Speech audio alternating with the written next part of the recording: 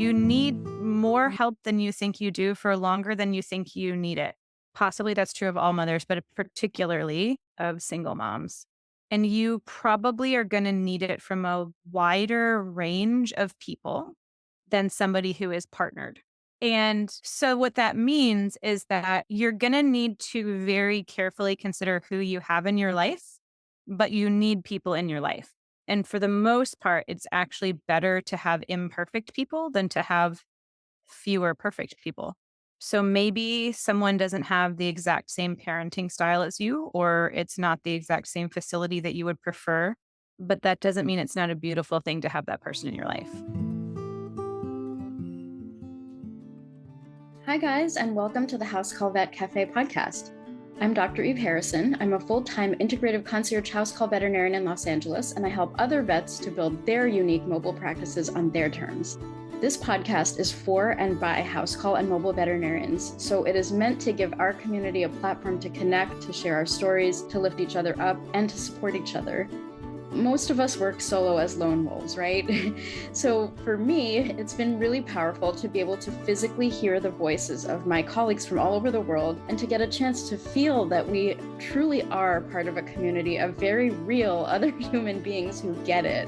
While you may be alone in that little bubble of your own vehicle when you're on the road seeing patients, I welcome you to join our community by tuning into our own podcast when you're on your way to your next house call. Whether you're a super experienced house call vet with 30 years of experience, you're a brand new prospective house call vet just looking to get started, or you're house call curious, there will be something for you in this podcast.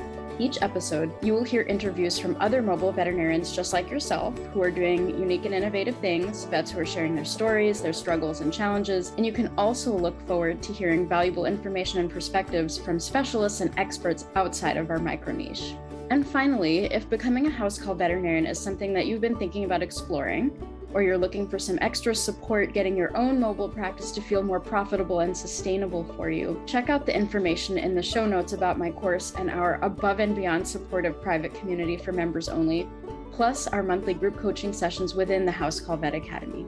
You can also check out my free public Facebook group, which is also called the House Call Vet Cafe, the same name as this podcast, and which is a warm and cozy community for mobile vets to support each other in professional and personal development, in creative entrepreneurship, and in friendship. So thank you guys for spending time with me today. Let's dive into the episode. Welcome back to part 3 of our 3-part series with Dr. Emily Yunker. I think maybe this last segment was one of my favorite parts of our conversation, and I hope you guys absolutely love it as much as I do. And without further ado, here is episode 3.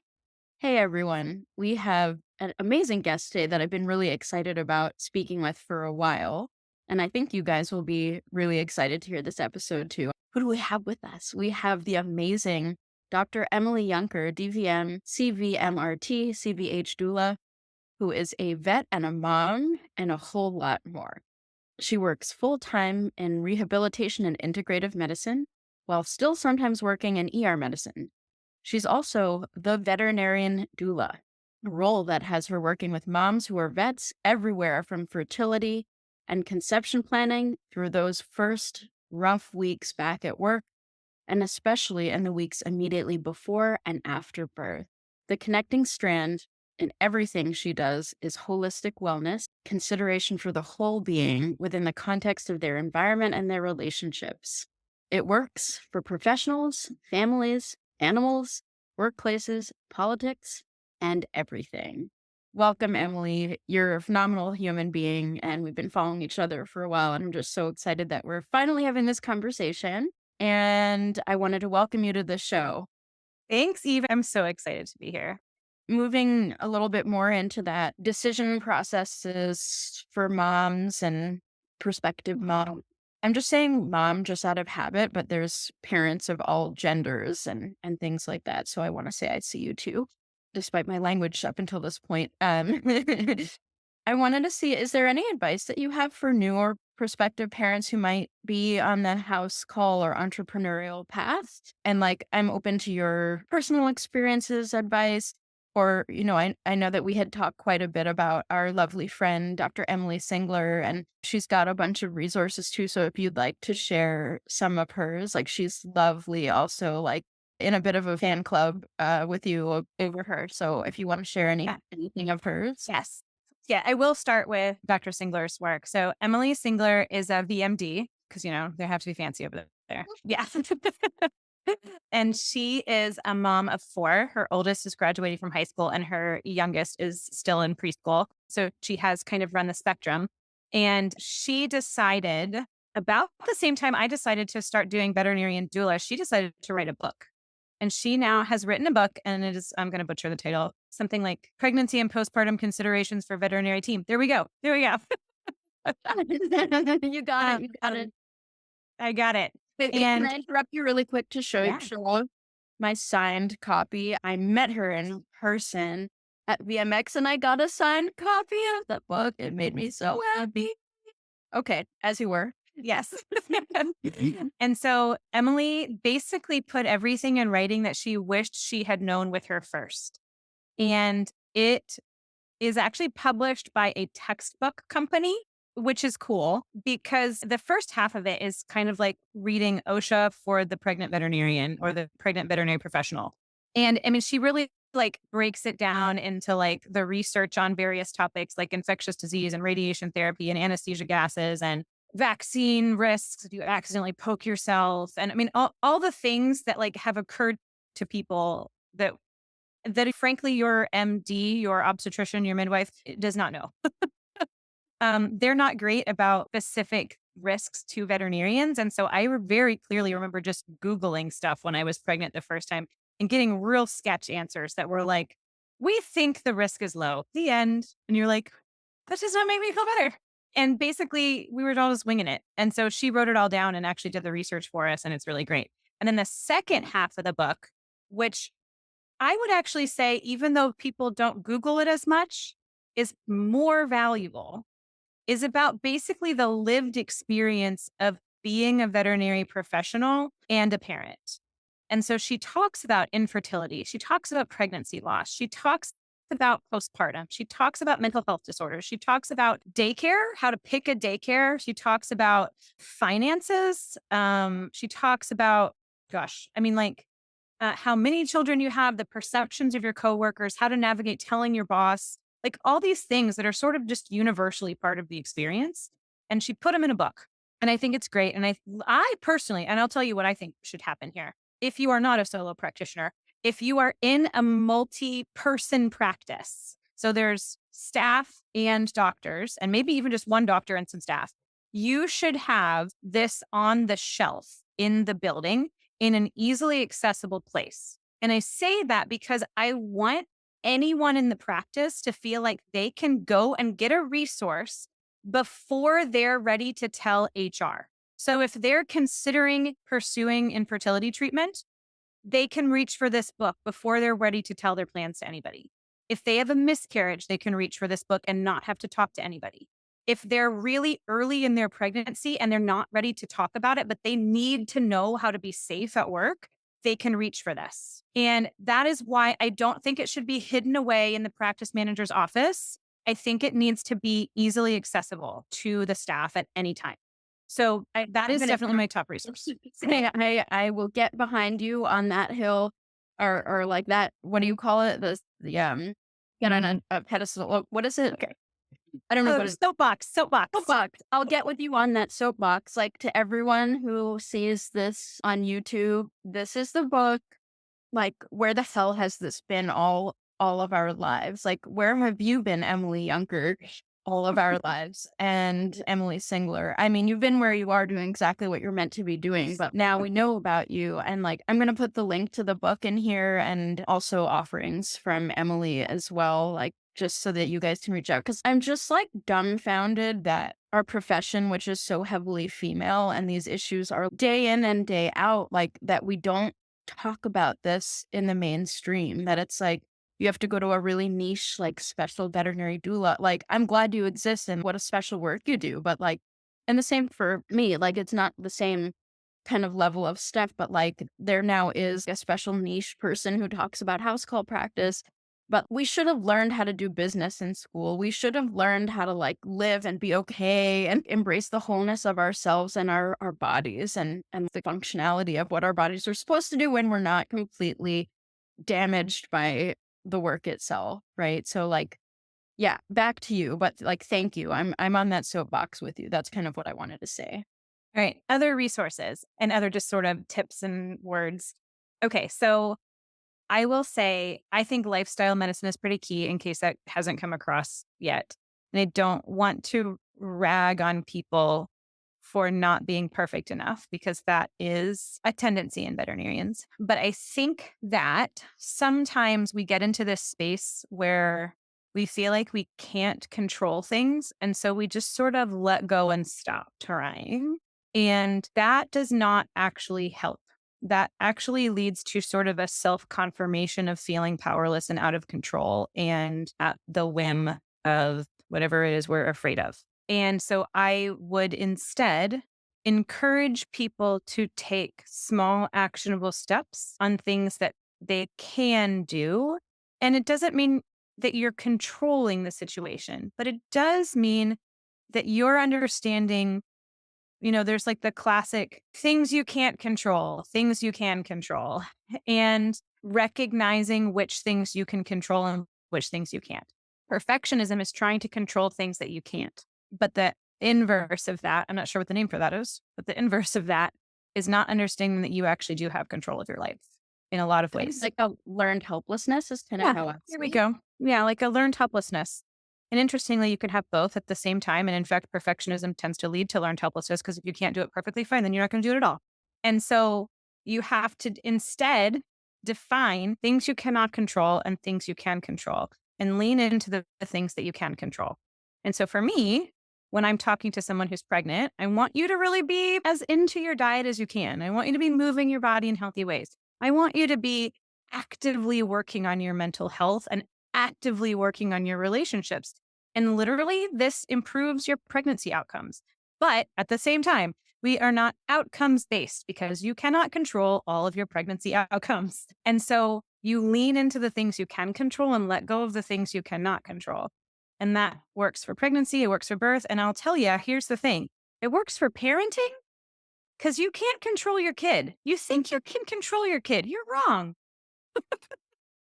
They're their own human. They have their own course.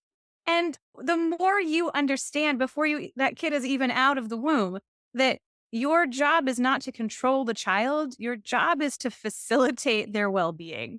And so like control the things you can control and let go of the things you can't control. And sometimes it takes a lot of education to understand the difference, right?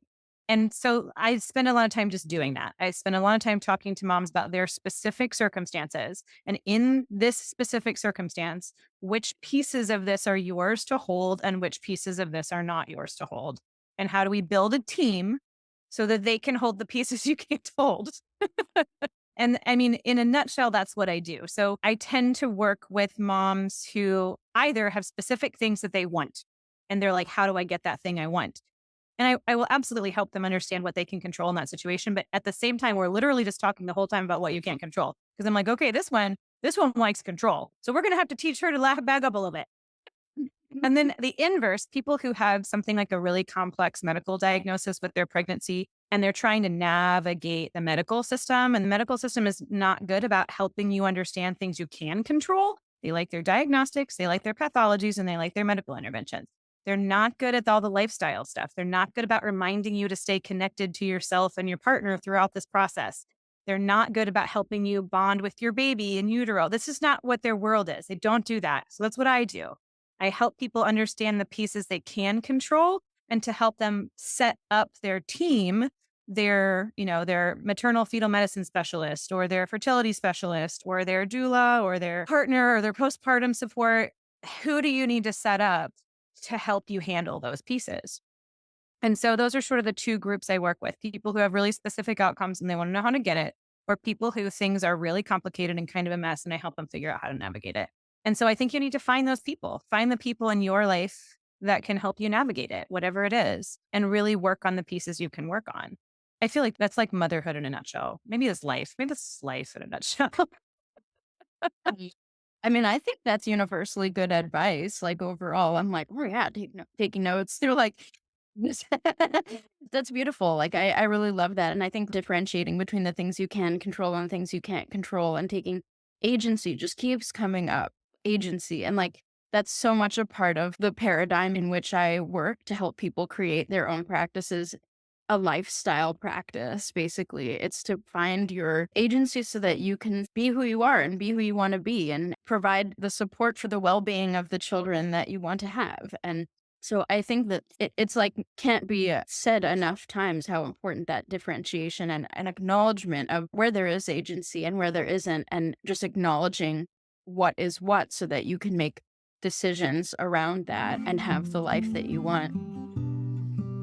Hi, my name is Jonathan Lau. I'm the founder of O3 Vets. One of the challenges of being a mobile veterinarian is that you have a more limited toolbox to draw from. At O3 Vets, we put a powerful tool into your toolbox by providing ozone therapy equipment designed specifically to help the mobile veterinarian treat those tough cases. Ozone works as a redox molecule to help decrease inflammation and improve cellular communication. This has an incredibly beneficial effect on a variety of conditions, as demonstrated through the hundreds of scientific studies available. If you would like to join thousands of veterinarians who've experienced the power of ozone therapy, you can visit o3vets.com or call us at 517-925-8148. If you mention this ad, you'll get access to our online training course with the purchase of your ozone equipment. And so, one other question before we start to close up the conversation. Single mothers out there have a unique situation. It's a uniquely challenging and emotional path that they're on, especially veterinarians who are single moms. I would love to hear any kind of thoughts or advice or well wishes for single moms in the veterinary space. Any thoughts that you have, and anything that you'd like to share specifically for the single moms out there. Yeah. As we said when I came on, actually, my first client was a single by choice mom.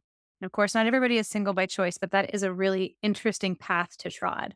And so this depends a little bit about kind of where you are on that journey. If you're considering intentionally being a single mother like this person was, then I would say that you probably already know this, but you need more help than you think you do for longer than you think you need it. Possibly that's true of all mothers, but particularly of single moms.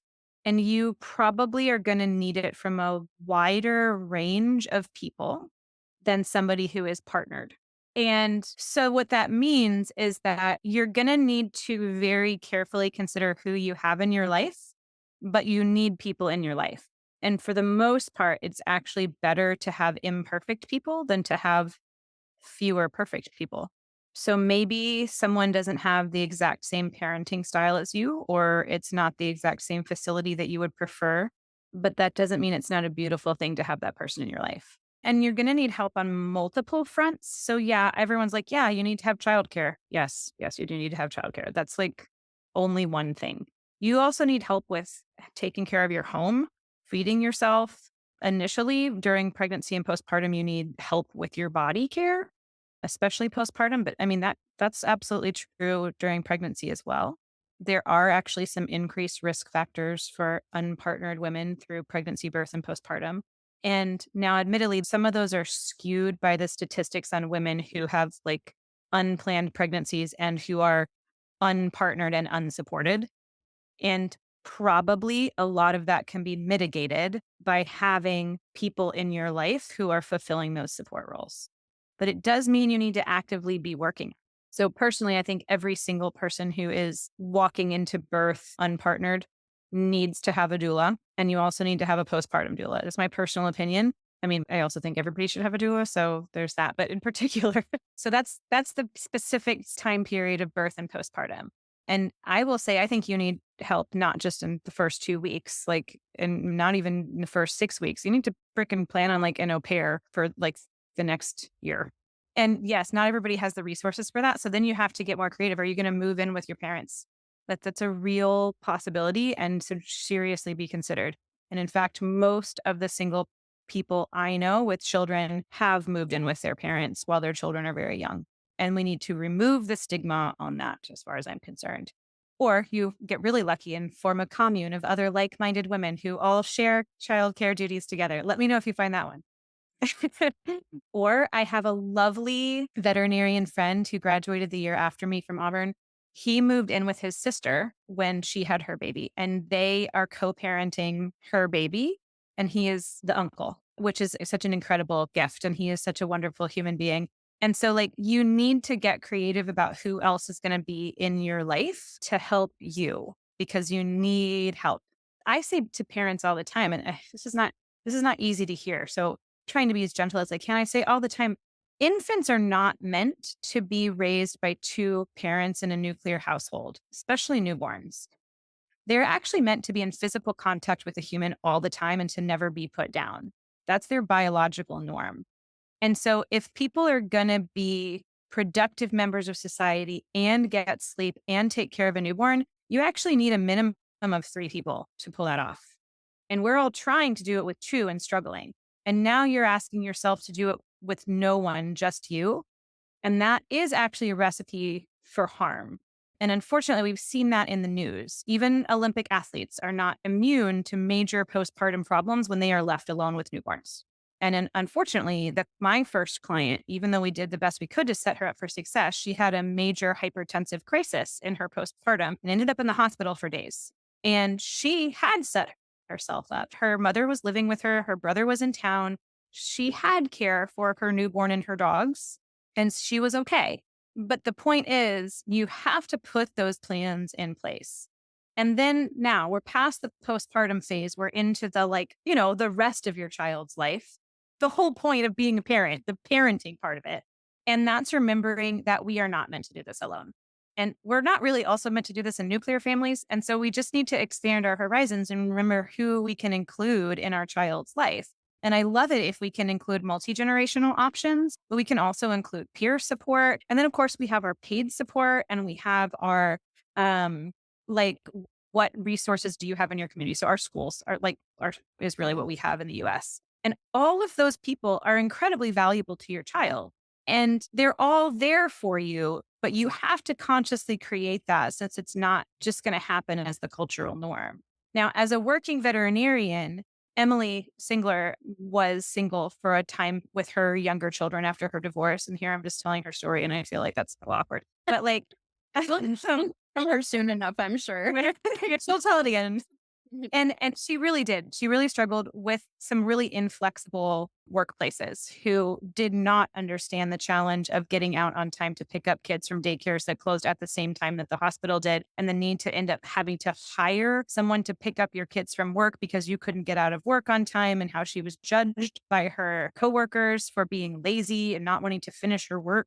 When in reality, there was just no option. There was no one else to do this. She didn't choose it. It just happened. Like, this is life. And so I think that, and this is where that whole, when parents feel like they're between a rock and a hard place and that people are judging them, then they get mad. They get ragey. Yeah. And they quit and they go do other things. And either they leave the workplace entirely and they're like, screw VetNet, I'm not doing this bullshit anymore. Or they're like, screw all of these crappy bosses. I'm going to be my own boss. And so, I think you do need to really, as a single parent, there's always two parts, right? You have to have, actively build up yourself so that you can be the strongest version of you that you can. And that's probably going to mean that you need a therapist. And it's probably going to mean that you need some really good friends. And then you also need to look outside the box and figure out what's going to work for you. If you work in a really rigid workplace, you may need to change jobs. That's real.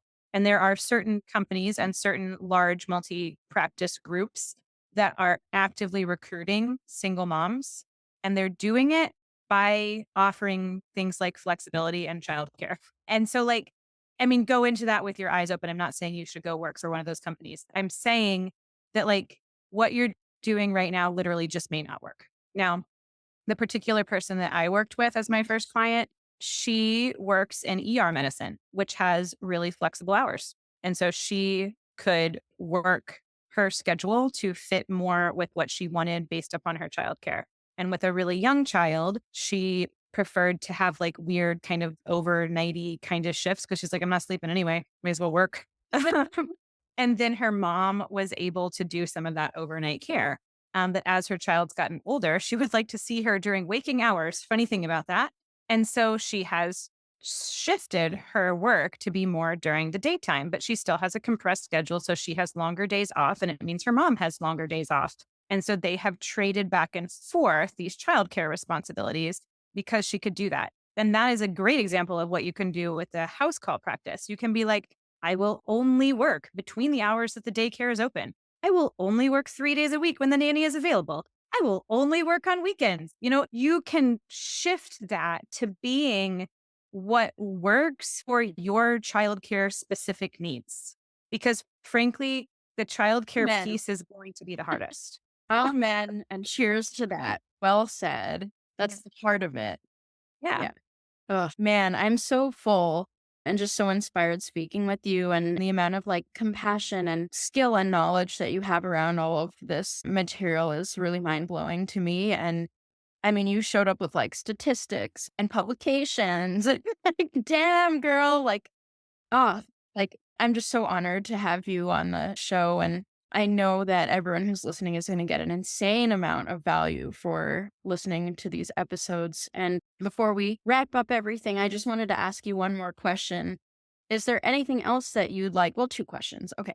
We'll put them in one. Is there anything else that you'd like people to know about you, about resources you provide, anything else about veterinary medicine that you'd like to share? And since we're in the house called Vet Cafe, do you have a favorite beverage that we can toast to?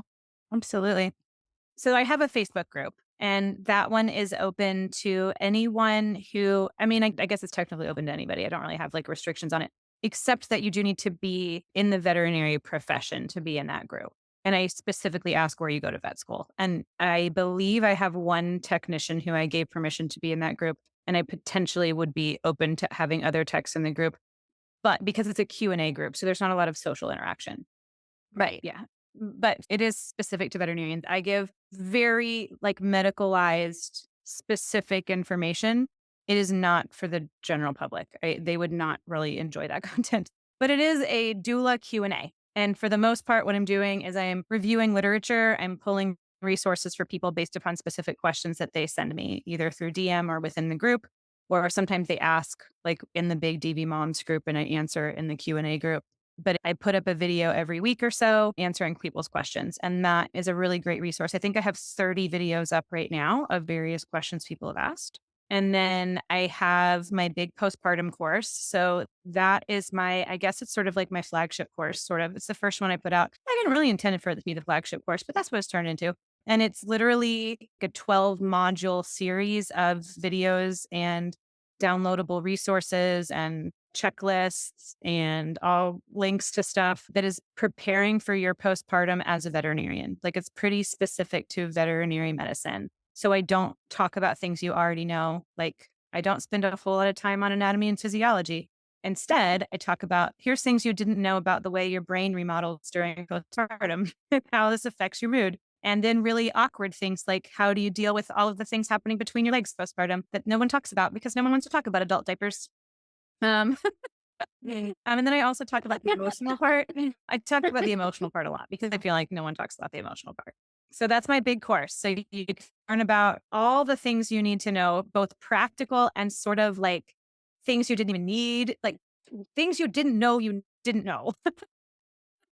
in that course. And then I have freebies on my website. I have a NICU guide freebie, which I would say is pretty unique. I've never seen anything like it. And it's basically taking a infant development approach to how to support your newborn in the NICU because I was just appalled with the poor quality information that was out there in the NICU space when we were there. So I wrote my own. And then I have a sleep course. That one is free. It's a 70-minute class on how to get enough sleep with a newborn. And then I have my miniature postpartum planner guide, which is like a little condensed version of my course, like a little mini version. So those are the resources I have on my website, veterinariandoula.com. And then reflections on the profession. So right now, as I mentioned to Eve, at a conference that's all vets who are moms. And I didn't know that I needed this. I think that, we want to be inclusive and that's a good thing to be inclusive. And we want to make sure that we are allowing space for everyone to bring them whole selves and no, but we don't all have to be the same.